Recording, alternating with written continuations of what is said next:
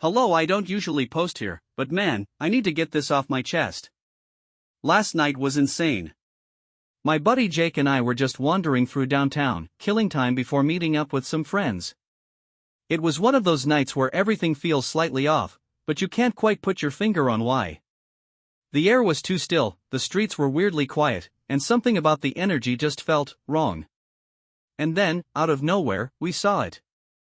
A little convenience store on the corner, one we'd passed 100 times, had its door half open. Nothing too weird, right? Except it was past midnight, and the guy who usually works there, Raj, never leaves the door open like that. I stopped in my tracks, nudging Jake. "You see that?" I whispered. Jake frowned. "Yeah. Something's off." We stood there for a second, debating whether to mind our own business or check it out. Spoiler alert, we made the dumbest choice possible. So there we were, standing outside this half-open convenience store, already feeling like we were making a mistake. But, of course, curiosity got the better of us. Jake took a hesitant step forward. Maybe Raj just forgot to close up? I wasn't convinced. At midnight? No way, man. Still, we inched closer, and that's when we heard it, a muffled thud from inside. My stomach dropped. That was not a normal store sound. That was a bad sound. Jake and I exchanged a look, the unspoken "oh, crap" passing between us. I felt my pulse hammering in my throat. Every instinct screamed at me to turn around and pretend we never saw anything. But then, a voice, low, urgent, broke the silence. "Just shut up and stay down." That was all I needed to hear. My brain caught up with reality, this was a robbery. And we were standing right outside, about to walk straight into it. The second I registered that voice, my whole body locked up. It's one thing to joke about what you'd do in a crazy situation, oh, I'd totally be the hero, but when you're actually there, you freeze. Jake and I looked at each other, both of us processing what was happening at the same time. I could see the same thought running through his head. Do we run? Do we call the cops? Do we just stand here like idiots? Before we could decide, something else happened, something that made my blood run cold. The door creaked. Someone was moving inside. And then, a shadow passed across the dim light coming from the store. Whoever was in there was coming toward the entrance. We had maybe 2 seconds to make a choice. Jake didn't hesitate. The second that siren blared, he bolted. And, like an idiot, I just stood there for half a second too long enough for the guy to snap back to reality. "HOI," he shouted, lunging toward me. That finally woke my legs up. I turned and ran, my heart pounding so hard I thought it might explode. Jake was already a few steps ahead, sprinting down the sidewalk like his life depended on it, because, let's be real, it probably did. I could hear the guy right behind me, his footsteps slamming against the pavement. Then, bang. Not a gunshot. Something else. Something heavy hitting the ground. I risked a glance back and saw the guy sprawled out on the pavement. He'd tripped. The duffel bag had slipped off his shoulder, spilling stacks of cash and who knows what else all over the sidewalk. For a second, I thought we were safe. Then, the worst thing imaginable happened. The siren? It wasn't a cop coming to save us. It was an ambulance. And the guy on the ground? He was already getting back up. 2 seconds. That's all we had. And guess what we did? Absolutely nothing. Jake and I just stood there like deer in headlights. My brain was screaming at my legs to move, but they weren't listening. Then, the door swung open. A guy stepped out, black hoodie, ski mask, duffel bag slung over his shoulder. His head snapped toward us, and for a split second, none of us moved. It was that weird, suspended moment where time slows down, and you're hyper-aware of every detail. The guy's breathing was heavy. His right hand was stuffed in his hoodie pocket, and I knew there was something in there. A gun? A knife? Whatever it was, I didn't want to find out. Jake was the first to react, sort of.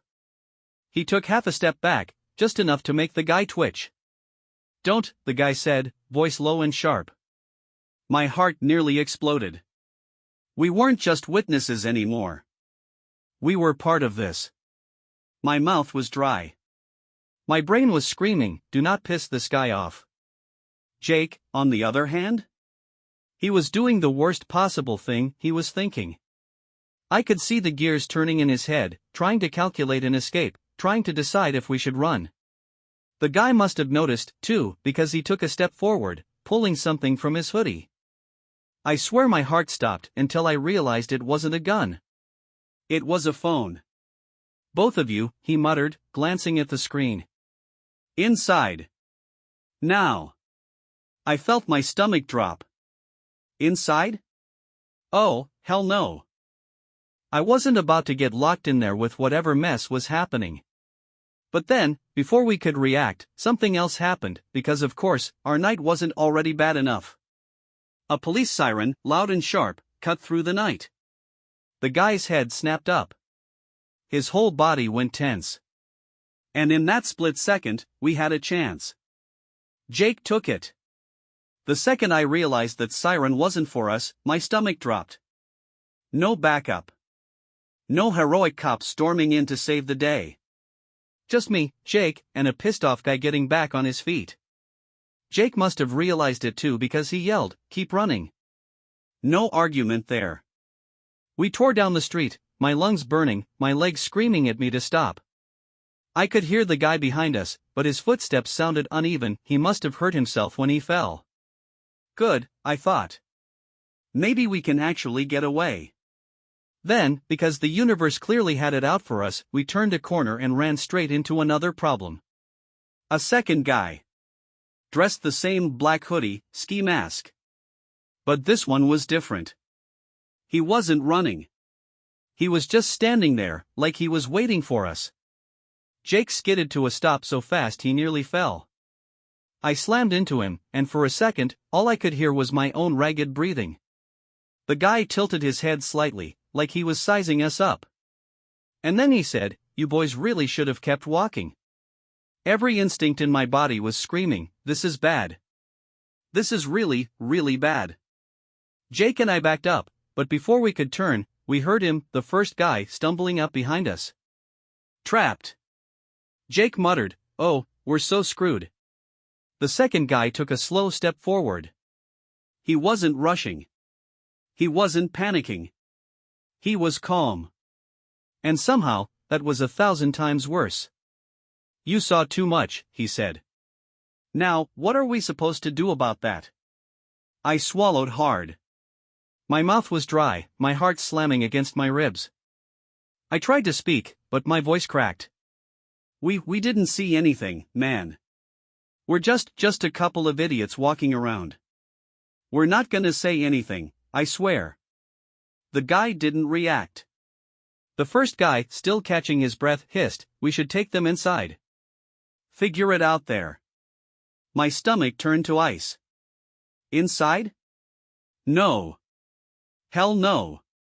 Jake must have had the same thought because, without warning, he did the dumbest, bravest thing I've ever seen. He lunged at the calm guy. I barely had time to process what Jake just did. 1 second, we were standing there, trapped. The next, he was charging the guy like a linebacker. And it worked, kind of. The guy wasn't expecting it, so Jake slammed into him, knocking him back a few steps. But this dude was fast. He twisted mid-fall, grabbed Jake's hoodie, and yanked him down with him. Jake hit the pavement hard. The first guy, the one who had chased us, saw what was happening and lunged at me. I had exactly 1 second to make a decision. And for the first time that night, my body actually moved before my brain did. I ducked. His arm whiffed past my head, and before I could think about it, I threw out my leg and kicked as hard as I could. I don't know where I was aiming. I don't even think I was aiming. But my foot connected, and the guy crumpled. Jake was still wrestling on the ground with the other guy, but now he had leverage. He twisted, got a knee up, and bam, slammed it into the dude's ribs. For the first time all night, we weren't just running. We were fighting back. Jake's knee connected with the guy's ribs, and I swear I heard a grunt of pain. That was our window. Run! I shouted. Jake didn't need convincing. He shoved the guy off him, scrambled to his feet, and we both took off. Behind us, I heard curses, footsteps, and the sound of something metallic clattering against the pavement. A knife? A gun? I wasn't about to turn around and find out. We sprinted down the alley, adrenaline taking over. My legs felt like lead, my chest burned, but I didn't care. We had one job: get the hell out of there. The alley opened up onto a street, and that's when I saw it. A cop car. Parked. Engine running. Jake saw it too. Dude. But before we could reach it, tires screeched behind us. A black van. No plates. No windows. And it was coming straight for us. My heart nearly stopped. I didn't have time to think. I didn't even have time to scream. I just ran straight for the cop car. Jake was ahead of me, but I could hear the van's tires screeching louder and louder, getting closer with every second.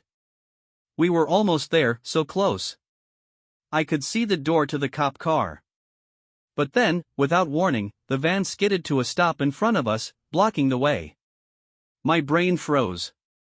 I should have been thinking about what to do, but all I could focus on was the fact that this wasn't just a coincidence. These guys knew exactly where we were going. Get in! A voice shouted from the van's open door. It was deep, gruff, and very angry. For half a second, I considered it. The idea of being shoved into that van with no idea where we were going was terrifying, but we were out of options. The cop car was still too far away, and we couldn't outrun this thing. Jake, though, didn't even hesitate. He grabbed me by the arm and yanked me the other way toward a narrow street I didn't even know existed. We darted down it, but that was the moment I realized we had no plan. The van didn't follow us right away. Maybe they were waiting. Maybe they were waiting for us to make a mistake. But we kept running. We turned a corner so hard I thought my legs might snap. The narrow street was dark, barely lit by a few flickering streetlights. There was no one else around, just us and the van that could be right behind us. Every step felt like it was in slow motion. My breath was ragged, my chest tight, and I could feel the weight of everything pressing down on me. This was it. The point where I had to stop pretending everything was going to be fine. I glanced at Jake. He was breathing hard, too, but his expression was a mix of determination and panic. He kept looking back, like he was waiting for the van to turn the corner at any moment. We need a plan, I said, trying to catch my breath. Jake shot me a look. We need to survive first. We'll figure the rest out later. He was right. We had nothing. No phone, no backup, no escape. We were completely on our own. And just when I thought we couldn't get any more screwed, I heard it, the sound of engine revving. The van. It was behind us. The sound of that engine, low and ominous, made my skin crawl. There was no more doubt the van was on our tail. I risked a glance over my shoulder. Sure enough, those headlights were growing bigger with every passing second. It was like something out of a bad movie. The tension was unbearable. We're not going to outrun it, Jake muttered, his eyes wild. We need to find somewhere to hide now. But there was nowhere. The street was empty, and the shadows of the buildings on either side felt like they were closing in. I could feel the hairs on the back of my neck standing up. We were being herded. Then, by some kind of miracle, I spotted an alley up ahead. It wasn't much, but it was a chance. Alley! I yelled. Jake didn't even hesitate. He turned on a dime, heading straight for it. I followed, pushing through the exhaustion, praying we weren't about to run into another dead end. We reached the alley just as the van's headlights swept across the street behind us. We were hidden. For now. But then, the sound of footsteps. Not from the van. From somewhere else. And these footsteps sounded too close. The footsteps were growing louder, closer. I froze, trying to blend into the shadows. My heart was pounding in my ears. Was it more of them? Had they followed us into the alley? Jake and I exchanged a look, both of us ready to bolt again if we had to. But then I heard something else, a voice. Hey! It was low, urgent, and oddly familiar. I squinted into the darkness, trying to make sense of what was happening. Then, out of the shadows, a figure stepped forward, a guy I recognized. It was Raj. The same guy who worked at the convenience store. I nearly gasped. Raj? What the hell are you doing here? He looked around quickly, glancing at the entrance of the alley, his face tense. I was waiting for you too. We need to move. Now. I couldn't believe it. What? You've got to be kidding me. How do you know? But Raj cut me off with a sharp wave of his hand. I saw what happened. I don't have time to explain. Trust me, if we stay here, we're dead. Jake's eyes widened. What are you talking about? Who are those guys in the van? Raj's face went pale. Long story. But if you're smart, you'll follow me and stop asking questions. I was so confused. But something in his voice told me we didn't have a choice. Raj didn't wait for us to ask any more questions. He was already moving, weaving through the narrow alley with quick, practiced steps. Jake and I exchanged a glance but didn't hesitate. We had no other choice. Raj led us to a rusty door at the back of a building, tucked away in the shadows. He glanced around again before quickly unlocking it. Hurry, he urged, pushing it open. We stepped inside, and it was like the world outside vanished. The building was dark and smelled like dust and old cardboard. The only light came from the dim glow of a few flickering bulbs above. Where are we? I asked, trying to catch my breath. Raj didn't stop walking. Safe for now. But we can't stay here long. I could feel my pulse slowing down just enough to realize the gravity of the situation.